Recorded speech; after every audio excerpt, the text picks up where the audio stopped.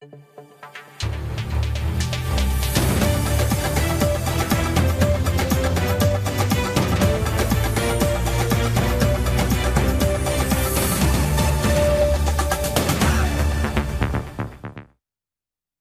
দর্শক, স্বাগত জানাচ্ছি আজকের সম্পাদকীয়তে। আমি তাজওয়ার মাহমিদ। বিএনপিকে এত সহজে তুড়ি মেরে উড়িয়ে দেওয়া যাবে না বলে মন্তব্য করেছেন দলটির মহাসচিব মির্জা ফখরুল ইসলাম আলমগীর। সাম্প্রতিক কিছু ঘটনার পরিপ্রেক্ষিতে বিএনপি মহাসচিবের বক্তব্য প্রচারকালে জামায়াত ইসলামী বলেছে চাঁদাবাজদের কাছে দেশ ছেড়ে দেবে না জামায়াত। কিন্তু সামাজিক যোগাযোগ মাধ্যমে ভাইরাল হচ্ছে বিভিন্ন রাজনৈতিক দলের কর্মীদের চাঁদাবাজি সহ বিভিন্ন অপরাধে জড়িত হওয়ার সচিত্র সংবাদ। উদ্বেগজনক সংবাদ হয়েছে বিশ্ববিদ্যালয়ের শিক্ষকও নিগৃহীত হন নিজ শিক্ষার্থীদের হাতে। প্রতিপক্ষ ছাত্র সংগঠনের ওপরও হামলার কথাও প্রচার হয়েছে সংবাদে। অভিযোগ করা হয় রাজনৈতিক দলগুলোই অপরাধীদের লালন করছে। প্রাসঙ্গিক বিষয় নিয়ে আজকের সম্পাদকীয় অপরাধ ও রাজনীতি। আর এসব নিয়ে আলোচনা করতে আমাদের সঙ্গে স্টুডিওতে উপস্থিত হয়েছেন ডাক্তার তৌহিদুর রহমান আওয়াল, সহসভাপতি বাংলাদেশ জাতীয়তাবাদী ছাত্র দল, এবং তাহমিদ আল মুদ্দাসির চৌধুরী, মুখ্য সংগঠক বাংলাদেশ গণতান্ত্রিক ছাত্র সংসদ। দর্শক, আপনারা এই আলোচনায় অংশ নিতে পারেন। এজন্য আপনাদের ফোন করতে হবে টেলিভিশনে দেখানো নাম্বারে, এছাড়া ফেসবুকের মাধ্যমে আপনাদের মন্তব্য পাঠাতে পারেন আমাদেরকে। আলোচনার শুরুতে জানিয়ে দেব এখনকার প্রধান শিরোনামগুলো। বিএনপিকে তুড়ি মেরে উড়িয়ে দেওয়া যাবে না, জাতীয়তাবাদী শক্তির বিরুদ্ধে অপপ্রচারের অভিযোগ নেতাদের। পেশি শক্তি ব্যবহার করে ক্ষমতায় আসা যাবে না, হুঁশিয়ারি এনসিপির।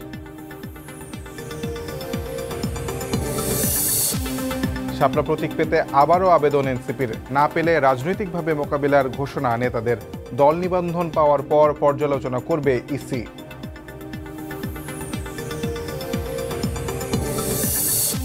হাইকোর্টের আদেশে টিউলিপের ফ্ল্যাট জালিয়াতির মামলায় কার্যক্রম স্থগিত। তদন্ত চলা অবস্থায় স্থগিতাদেশ অস্বাভাবিক বলছেন আইনজীবী। আপিলের সিদ্ধান্ত দুদকের।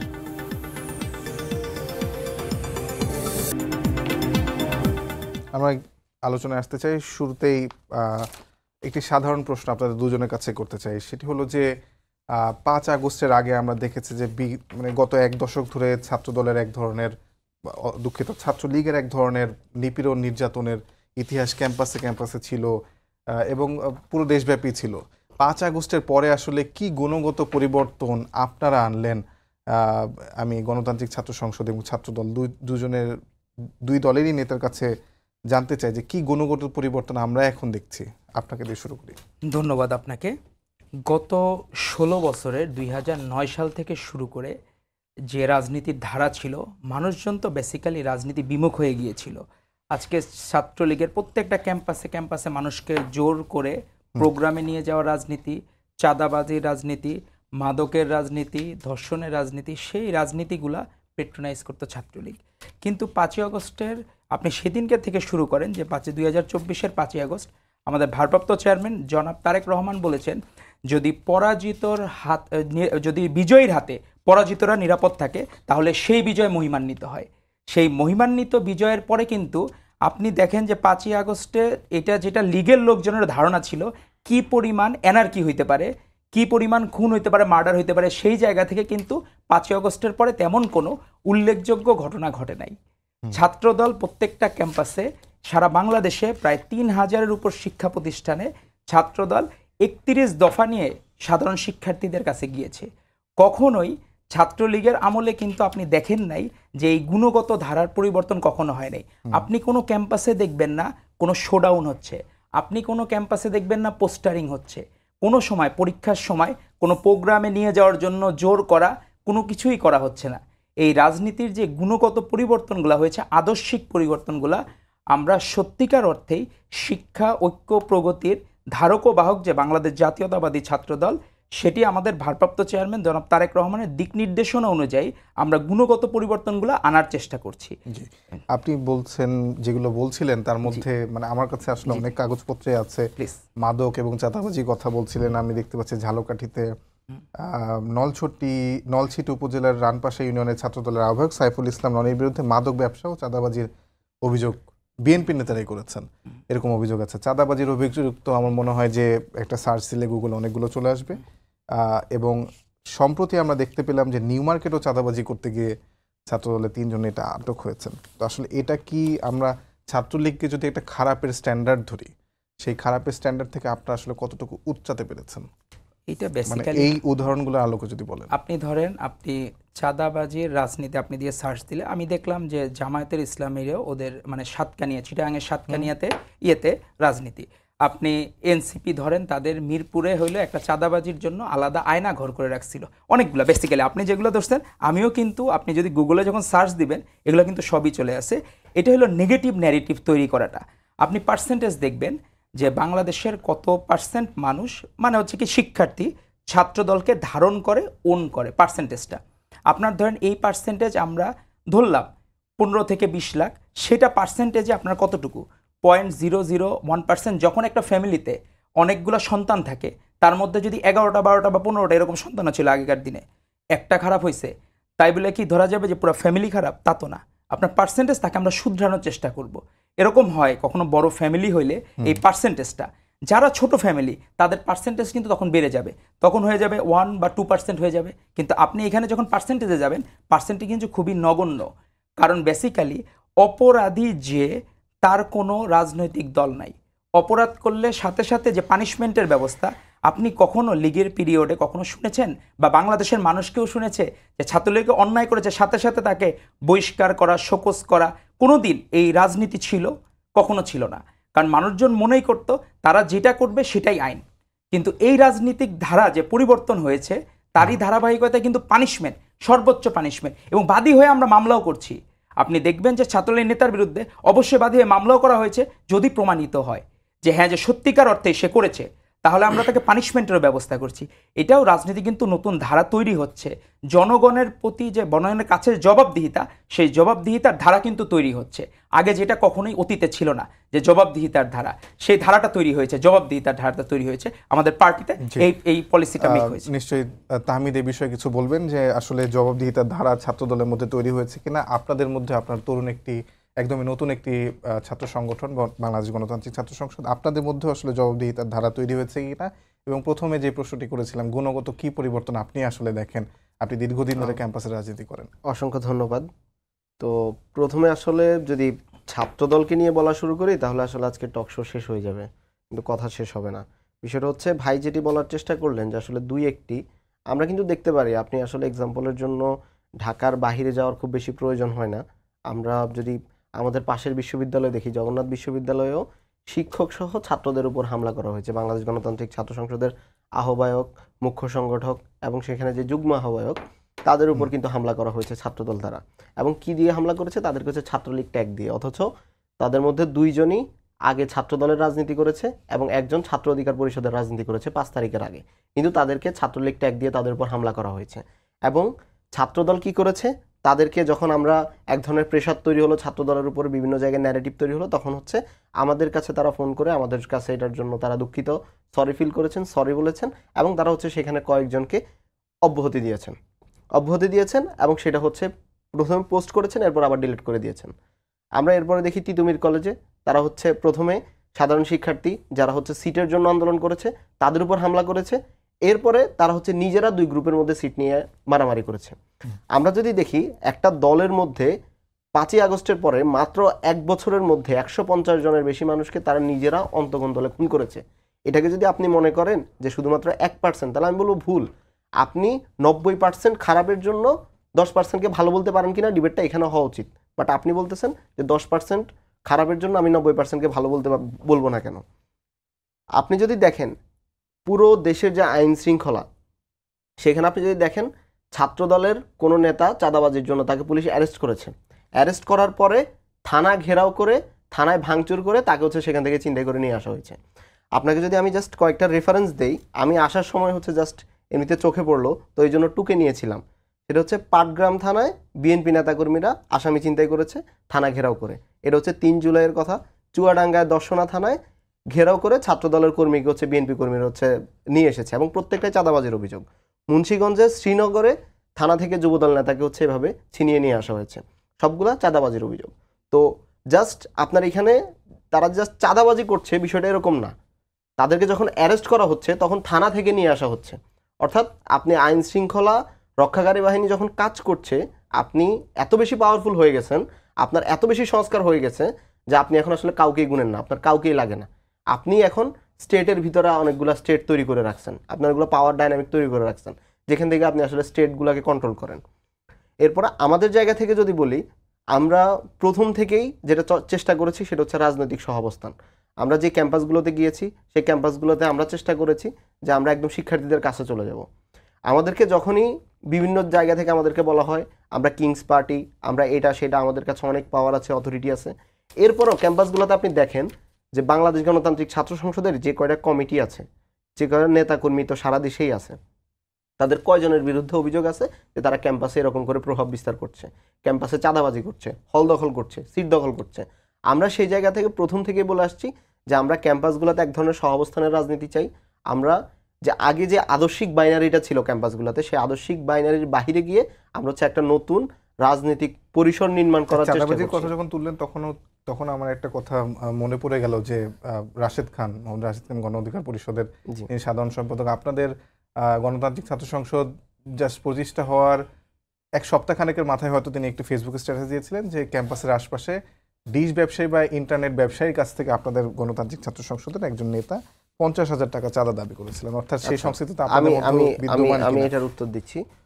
তিনি হচ্ছে যেটা নিয়ে অভিযোগ করেছিলেন, একটা অভিযোগ এসেছিল, কয়েকটা স্ক্রিনশট এসেছিল, সেটা হচ্ছে গোলাম কিবরিয়া অপুর ব্যাপারে। তিনি হচ্ছে আমাদের দলের যুগ্ম আহ্বায়ক ছিলেন।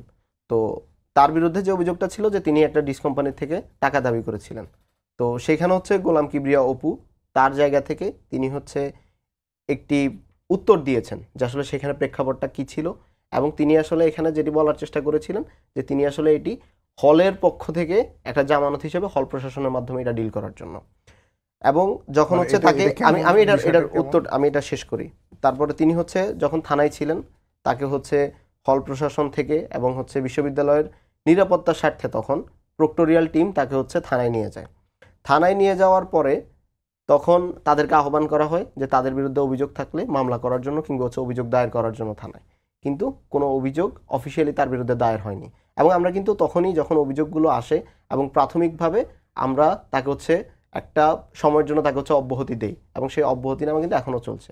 আমার পয়েন্ট যেটা সেটা হচ্ছে তার একটা ব্যাখ্যা ছিল, এবং সেই ব্যাখ্যার বিপরীতে আমরা যখন বলেছিলাম যে থানায় অভিযোগ দায়ের করার জন্য বা থানায় হচ্ছে মামলা দেওয়ার আমি জন্য। একটা বিষয় একটু স্পষ্ট হতে চাই, মানে হলের পক্ষ থেকে টাকা আচ্ছা, তুলে যাওয়ার এখানে বিষয়টা কি এখানে আসলে? এখানে একটা বিষয় হচ্ছে আপনার এটি তার ব্যাখ্যা অনুযায়ী, সেটি হচ্ছে তিনি যেভাবে ব্যাখ্যা করেছেন সেই ব্যাখ্যাটি হচ্ছে এরকম যে হল প্রশাসনের কাছে, অর্থাৎ যখন একটা নতুন কোম্পানি হলের মধ্যে কাজ করতে চাচ্ছে, তো সেইখানে শিক্ষার্থীদের পক্ষ থেকে, মানে যেহেতু তিনি হলগুলোতে হচ্ছে যে শৃঙ্খলা কমিটি করা হয়েছিল, সেই শৃঙ্খলা কমিটি তিনি নির্বাচিত সদস্য ছিলেন।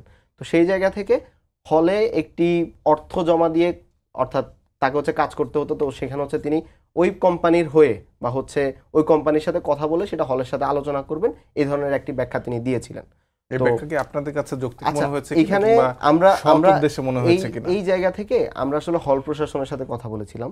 আমরা হল প্রশাসনের সাথে কথা বলেছিলাম এবং সাংগঠনিকভাবে আমরা হল প্রশাসন যেহেতু একটা তদন্ত করছিল, তো হল প্রশাসনের একটা তদন্তাধীন এই বিষয় ছিল এটি। তো হল প্রশাসনকে আমরা আমাদের জায়গা থেকে অনুরোধ করি এবং তাদেরকে বলি যে আপনারা হচ্ছে একটা এই ব্যাপারে একটা ভার্ডিক্ট দেন। আপনাদের কাছে যেহেতু মানে অভিযোগটা যেহেতু হল সংক্রান্ত, তো আপনারা হচ্ছে এখানে অভিযোগগুলো আহ্বান করেন যে তার বিরুদ্ধে কি কি অভিযোগ আছে, এবং সেটার সাপেক্ষে আপনারা হচ্ছে একটা আপনাদের জায়গা থেকে একটা ভার্ডিক্ট দেন যে আসলে এখানে বিষয়টা কি হয়েছে, সে দোষী কি দোষী না।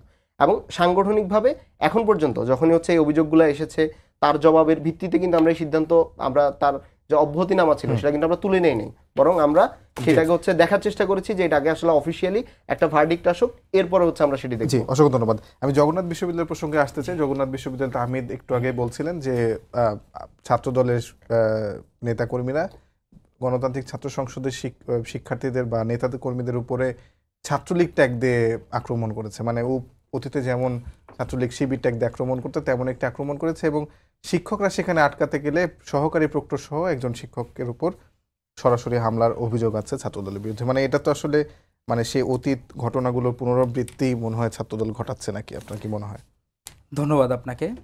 প্রথমে বিষয় হলো এই দেশে এই 5ই অগাস্টের পূর্বে, 24-এর 5ই অগাস্টের পূর্বে দুই ধরনের লোক ছিল, যারা হচ্ছে শেখ হাসিনা প্রেমী আর শেখ হাসিনা বিরোধী।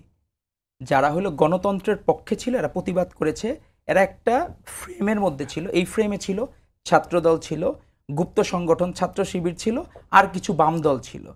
এখন ভাইরা যে সংগঠনটা করলেন কাদেরকে নিয়ে করলেন? নিশ্চয়ই ছাত্রদল থেকে কেউ তাদের ওখানে যোগ দেয় নাই, গুপ্ত সংগঠন ছাত্র শিবির থেকে যোগ দেয় নাই, বাম দল থেকে হয়তো বা 2-1 জন যোগ দিতে পারে। তাহলে এরা লোকগুলা পাইলেন কই? এদের ব্যাকগ্রাউন্ড আপনি সাধারণ শিক্ষার্থী, এটার আপনার পার্সেন্টেজটা আপনি যে লিটমাস টেস্ট করেন, তাহলে লিটমাস পেপার টেস্টে আপনার ধরা পড়বে এদের ব্যাকগ্রাউন্ড আসলে কি ছিল। হোস্টেলে ছিল বা হলে ছিল কোনো জায়গায়, কেউ লিক করে নাই, একদিনের জন্য স্লোগান দেয় নাই, একদিনের জন্য ফেসবুকে মুজিব বন্দনা করে নাই, হাসিনা বন্দনা করে, এটা আপনি বাংলাদেশের কোনো মানুষকে আপনি বিশ্বাস করাতে পারবেন না। আর ভাই যে বললেন তার 10 জন মানুষকে সে কন্ট্রোল করতে পারতেছে না, আর তার কয়টা কমিটি আসছে সারা বাংলাদেশে আমার জানা নাই যে কয়টা কমিটি তারা করতে পারছেন এখন পর্যন্ত। কারণ এই যে বাংলাদেশে যারা ছাত্রলীগ ছিল, নিষিদ্ধ ছাত্রলীগ ছিল, এদেরকেই তো বিভিন্নভাবে পুনর্বাসিত করতেছে। ধরেন দুর্বল ছাত্রলীগ ছিল, যে ছাত্রলীগে ফ্রন্টে পথ পায় নাই, পিছন থেকে পিছনের সারিতে ছিল, তাদেরকে তারা পিক করে হয়তোবা সংগঠনগুলো করতেছেন। হইতে পারে, প্রবাবিলিটি, এটা আমি বলতেছি যে সরাসরি শিওর না যে আসলেই ছাত্রলীগ ছিল কিনা। তবে ছাত্রলীগের সাথে অ্যাটাচমেন্ট ছাড়া কেউ হলে ছিল, হোস্টেলে ছিল বা সুবিধা নেয় নাই, এটা পাগলে বিশ্বাস করবে না বাংলাদেশের মানুষ। এই জায়গায় বামপন্থী সংগঠনের ছাত্ররা ছিল, বামপন্থী থাকতে পারে, কিন্তু এখন বাম দলে সবাই যে তাদের দেখে আকৃষ্ট হবে এখানে নতুন কোন রাজনীতি। সিম্পল কথা আমি আপনার এটা প্লিজ একটু মানে দৈনিক জনকণ্ঠে 28 মার্চ ওনার একটা ইন্টারভিউ আছে, সেখানে হচ্ছে উনি বলছিলেন যে যারা হচ্ছে আওয়ামী লীগের মধ্যে ভালো আওয়ামী লীগ আছে তারা চাইলে আসলে বিএনপি করতে পারে। তো এটা উনি বলছেন, হ্যাঁ ওনার ইন্টারভিউ আছে, যে লাইভ আছে আমার কাছে। তো উনি এটা বলছিলেন, এবং সমস্যা যেটা হয়েছে যে ওনার যে ফিলোসফিটা এটা আসলে ম্যাসিভ আকারে পুরো ছাত্রদল ইউজ করে।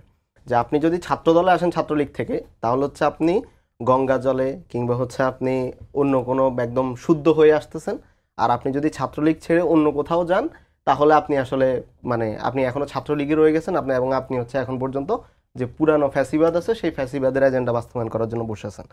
আপনার ওনার যে সোহরাওয়ার্দী মেডিকেল কলেজ, উনি যে মেডিকেল কলেজে আসছেন, সেই মেডিকেল কলেজে ওনার আন্ডারে বা ওনার পেছনে এখন কয়জন ছাত্রলীগের রাজনীতি করে উনি কি সেটা জানেন? আমার কাছে পুরো লিস্ট আছে, আমি চাইলে ওনাকে একজন একজন করে নাম ধরে ধরে বলতে পারবো যে এই ছেলে আপনার সাথে ঘুরে, এই ছেলে ছাত্রলীগের এই পদে ছিল, এই ছেলে এখন আপনার সাথে রাজনীতি করছে।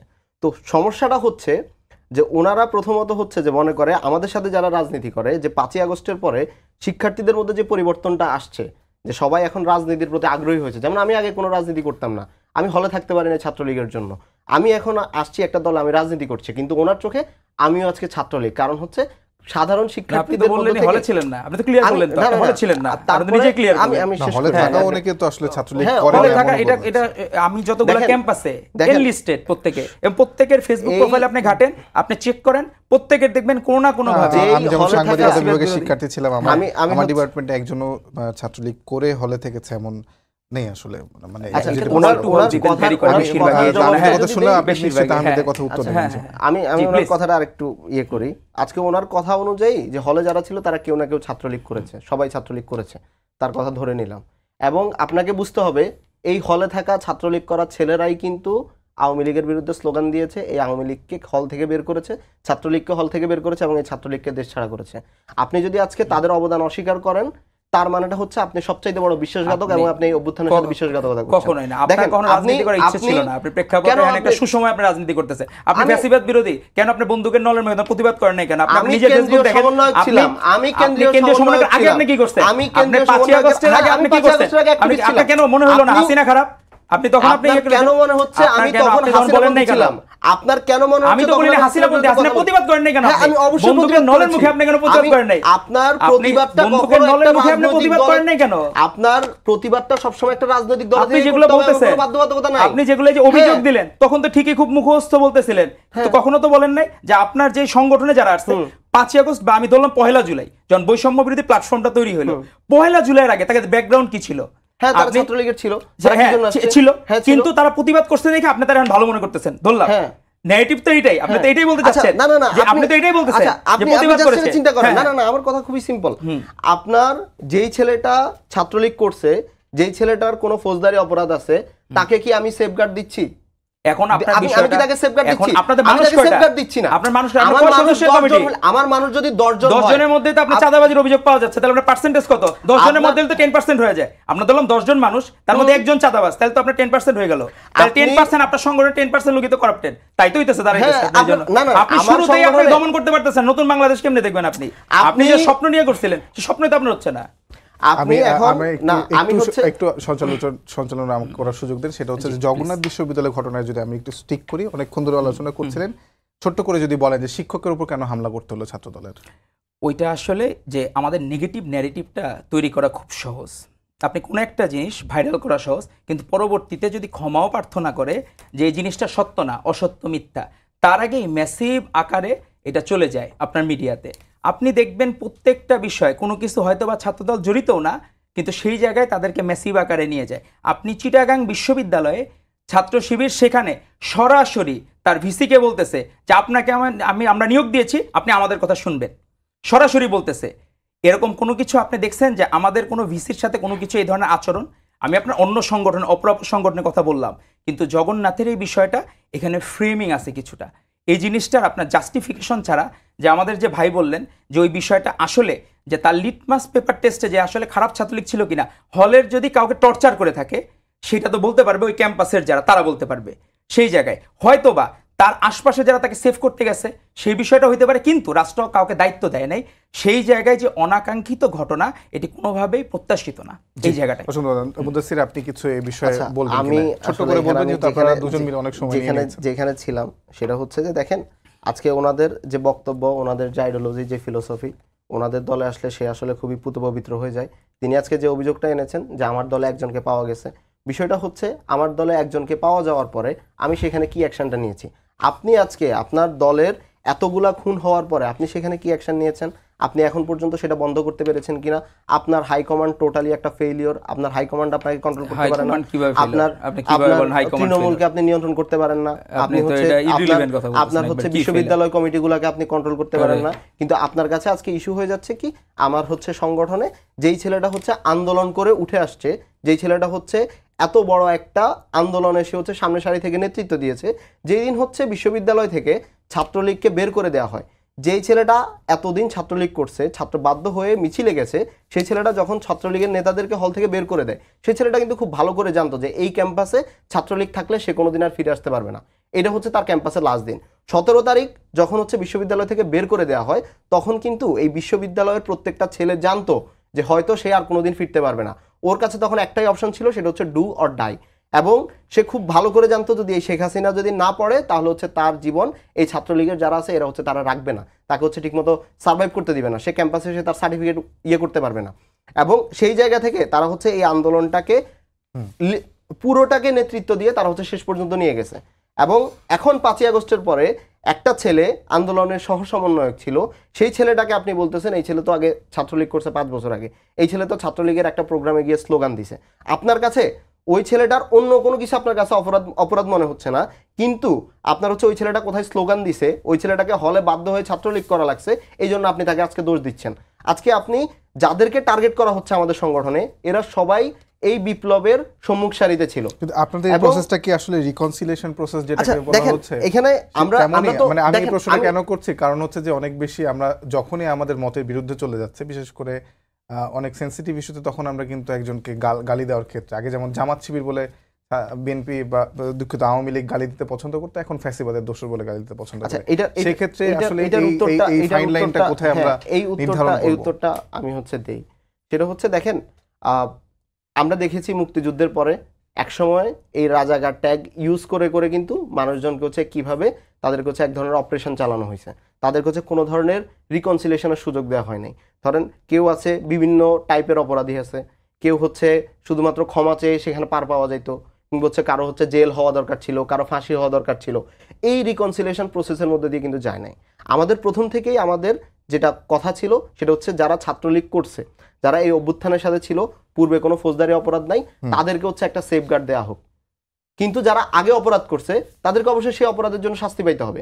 কিন্তু আজকে ছাত্রদল যে পলিসিটা আমাদেরকে দেখায়, সেখানে আপনার রিকনসিলিয়েশনের কোনো অপশন নাই। আমি ছাত্রদলের আরেকজনের সাথে আরেকটা টকশোর পরে যখন তাকে জিজ্ঞাসা করলাম, যে ছেলেটা ছাত্রলীগ করছে আগে কিন্তু তার কোনো ফৌজদারি অপরাধ নাই, সে এই বিপ্লবে সরাসরি অংশগ্রহণ করছে, সে কি আর রাজনীতি করবে না? তাদের পক্ষ থেকে বলা হলো, তিনি আমাকে উত্তর দিলেন যে না, ওই ছেলে কেন রাজনীতি করবে, ওই ছেলে সে হচ্ছে পড়ালেখা করবে, সে চাকরি করবে। তার মানেটা হচ্ছে তারা আজকে সরাসরি রিকনসিলিয়েশনের সুযোগ না দিয়ে তাদেরকে আইসোলেট করতে চায়, তাদের যে রাজনীতির অধিকার আছে সেই অধিকারটা খর্ব করতে চায়। কেউ যদি আজকে ফৌজদারি অপরাধ করে, তাকেও তো এই প্রসঙ্গে আপনি ঠিক উত্তর দিবেন, এভাবে এই কথাটার উত্তর দিবেন যে তাহমিদ অভিযোগ করছিল যে আপনারা আসলে রিকনসিলিয়েশনের পক্ষে না, এবং তাহমিদ যে তাহমিদ বা বাকছাস যে পদ্ধতিতে রিকনসিলিয়েশন করতে চাচ্ছে সাবেক ছাত্রলীগারদের, সেটার পক্ষে আপনারা কেন না? না, বিষয়টা হচ্ছে কি, আমাদের বিএনপির যে নতুন সদস্য সংগ্রহ আর নবায়ন হচ্ছে, সেখানে স্পেসিফিক করে একটা পয়েন্ট আছে, সেটা আমাদের বিএনপির সিনিয়র যুগ্মমহাসচিব অ্যাডভোকেট রুহুল কবির রিজভী আহমেদ স্বাক্ষরিত, যে সরাসরি আওয়ামী লীগের পদে যারা ছিল এরা কোনোভাবে বিএনপিতে সদস্য হতে পারবে না। ফার্স্ট, মানে একদম কোট করা কথা। সেই জায়গায় এটি এই 7 দিন আগে এটি সিদ্ধান্ত হয়েছে চূড়ান্ত। আর উনি যেটা বললেন, ওনার কথার মধ্যে কিন্তু আমি জনকণ্ঠে যে ইন্টারভিউটা দিয়েছি এটার মধ্যে আছে, উনি যেটাকে ব্যাখ্যা করতেছেন যে ভালো ছাত্রলীগ কেন করতে পারবে না, ভালো ছাত্রলীগের সংজ্ঞা কি, যার ফৌজদারি কোনো মামলা ছিল, অপরাধ ছিল না। ভাই যে বললেন যে সহসমন্বয়ক, তার কি অতীতে কি, সে কি পরিমাণ টর্চার করেছে, হ্যারেস করেছে, তার কি ব্যাখ্যা আছে কিনা, আদৌ আমার সাথে থাকলে আমার সহসমন্বয়ক হলে হালাল, অন্য কারোর সাথে গেলে হারাম, এরকম কোনো বিষয় আছে কিনা। কারণ আমাদের নিজেদের, যার নিজের ঘরে লোক নাই, তার তো বাইরে থেকে ধার কর্জ করে লোক আনতে হবে। আমরা তো ভাই স্বাবলম্বী। আর আমাদের আপসহীন দেশনেত্রী বেগম খালেদা জিয়া বলেছেন যে আমাদের কাছে কোয়ালিটি ম্যাটার্স, নট কোয়ান্টিটি। সেই জায়গায় আমরা, আমাদের লোক কমতেছে না। আপনি দেখেন যে এখানে আমাদের পাবনা মেডিকেল কলেজ ছাত্রদলের একটা কমিটি, সেটা 21 সদস্যের, এর মধ্যে 14 জনের কমিটিতে এদের হলো ছাত্রলীগের বিভিন্ন ব্যাকগ্রাউন্ডে বিভিন্ন ছবি টবি পাওয়া গেছে। ওই কমিটি স্থগিত করে দেওয়া হয়েছে। পাবনা মেডিকেল অ্যান্ড ছাত্রদলের কমিটি স্থগিত। আপনার রাজশাহী মেডিকেল কলেজ ছাত্রদলের আহ্বায়ক, তার হচ্ছে ওই জায়গায় তার ছবি পাওয়া গেছে, সে নির্বাচনী প্রচারণার একটা দায়িত্বে ছিল, কোনো পদে ছিল না, তার পদ স্থগিত করা হয়েছে। Very good. আপনারা যেহেতু ছাত্রলীগ পেলে কমিটি স্থগিত করছেন, কিন্তু আমরা যেটা দেখলাম যে খুবই চাঞ্চল্যকর একটি ঘটনা, যেটি মিটফোর্ড হাসপাতালের সামনে হচ্ছে। আপনি মেডিকেল স্টুডেন্ট, মিটফোর্ড হসপিটালের সামনে একজনকে পাথর মেরে হত্যা করেছে। সেখানেও ছাত্রদলের 2 জন ছিল এবং 2 জনকে দল থেকে বহিষ্কার করা হয়েছে। সেই কমিটিকে আপনারা পুরোপুরি একদমই কমিটিকে অব্যাহতি দিয়ে দিয়েছেন। এখানে হচ্ছে কি যে অপরাধের একটা নিজস্ব সংজ্ঞা আছে। অপরাধ হলে এমন একটা কাজ বা আচরণ যা শাস্তিযোগ্য অপরাধ। এখন যখন সে মনে করে যে শাস্তি শিথিল, শাস্তি হচ্ছে না, আমাকে পুলিশ ধরবে না, এ ধরনের কালচারে মানুষের সাইকোলজিক্যালি যে প্রবলেমটা, সেই জায়গায় কোনো এটা রাজনৈতিক দলের না, বিষয়টা হলো ব্যক্তিগতভাবে অপরাধী এই জায়গায়। আপনি যেটা বলছিলেন যে আপনারা দল হিসেবে স্বাবলম্বিতার দিক থেকে আসলে অপরাধও কি আপনারা স্বাবলম্বী কিনা? না, কখনোই না। অপরাধকে আমরা কোনোদিন পেট্রোনাইজ করি নাই। আপনি 5ই আগস্টের পরে আমাদের 6000-এর উপর লোক হয়েছে, বহিষ্কার হয়েছে। পার্সেন্টেজে আপনি ধরলেন 6000 লোক, কত হবে? 0.01%, 0.0203, এর বেশি পার্সেন্টেজ না।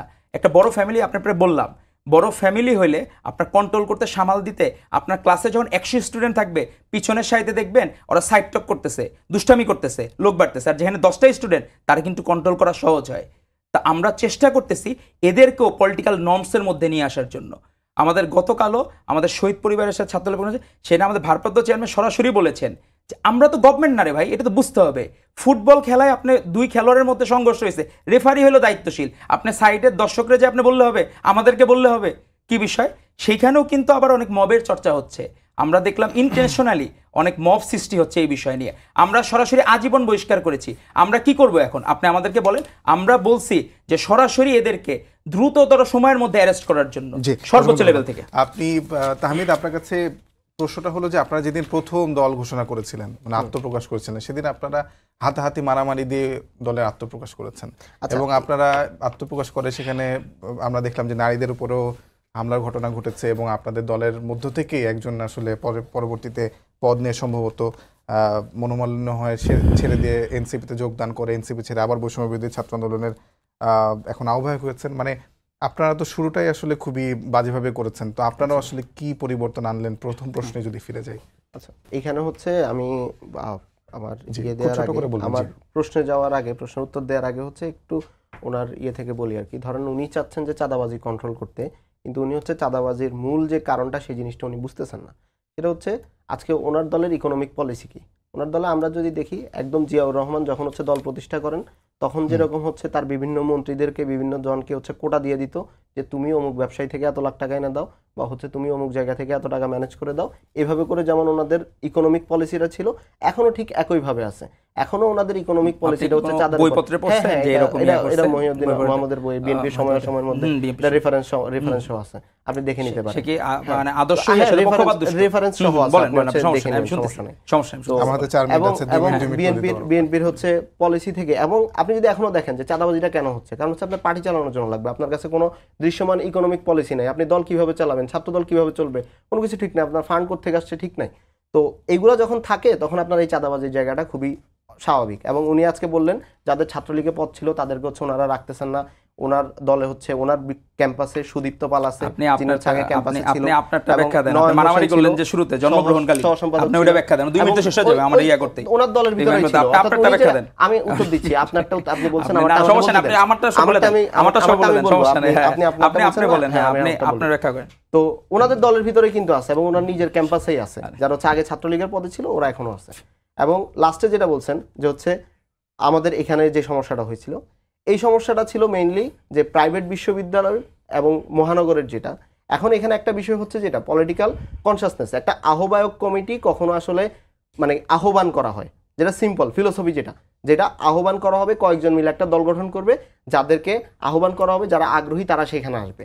এখানে একটা মিসআন্ডারস্ট্যান্ডিং হয়েছিল, একটা মিস ইনফরমেশন ছড়ানো হয়েছিল যে প্রাইভেট ইউনিভার্সিটি স্টুডেন্টদেরকে এখানে বাদ দেওয়া হয়েছে, অথচ প্রাইভেট ইউনিভার্সিটি রাখার কথা ছিল 20 জনকে, সেখানে হচ্ছে 35 জনকে রাখা হয়েছিল।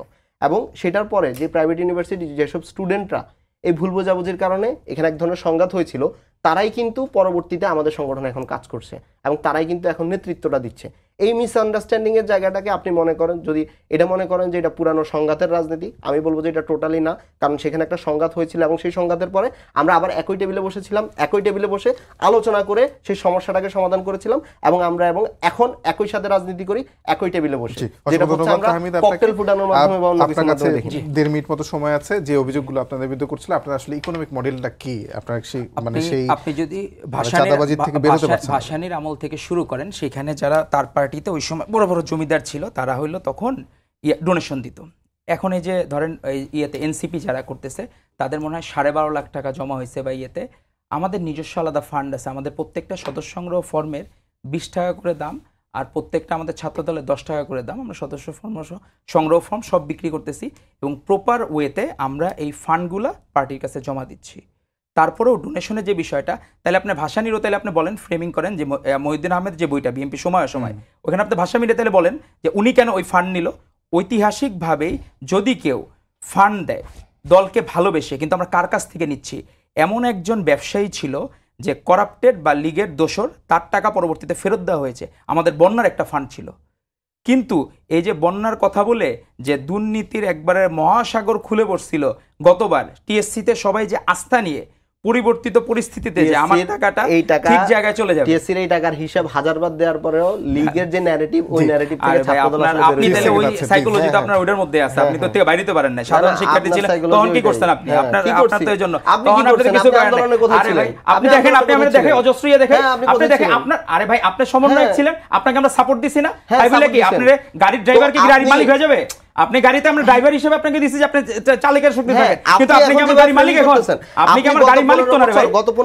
আপনি দেখেন প্রত্যেকটা আমাদের কি মামলা আছে, আমার আপনার মামলা ছিল, আমি এর মধ্যে বেঁচে আছি, আপনি জানেন না ভাই আপনার মামলা কি, আপনি আচপ করবা, আপনি কোনদিন আপনি তো নিজে আপনি ব্যক্তি আক্রমণ করে ভাই, আপনি নতুন জন্মগ্রহণ করছেন, আপনার সাথে আপনি ভাই নতুন জন্মগ্রহণ করছেন, আমরা নতুন জন্ম, আমি কত বছর ধরে রাজনীতি করি, আপনি জানেন, আপনি তো জানেন না রাজনীতি কে দিয়ে, আপনি এসে আপনি তো জানেন না যদি আমি এফসিপিএস অধ্যয়ন, আপনি তো নতুন, আপনি আগে হলো লিগের ইয়েতে তোয়াজ করতেন, এখন আপনি অন্য কোনো কিছু ইয়ে করতেছেন, আপনি তো বেসিক্যালি তাই বলতেছেন, আপনি তো লিগের তোয়াজ করছেন আগে, এখন তো আপনি এসে নতুন করে ইয়ে করছেন, বিষয়টা তো তাই মনে হচ্ছে আপনার কাছে। দুজনকে অসংখ্য ধন্যবাদ, কথাগুলো স্পষ্টভাবে কিছুই আসলে শোনা গেল না, তারপরে দুজনকে ধন্যবাদ জানাচ্ছি, সবাইকে ধন্যবাদ জানিয়ে শেষ করছি আজকের সম্পাদকীয়। আগামীকাল আবারও দেখা হবে একই সময়ে। শুভরাত্রি।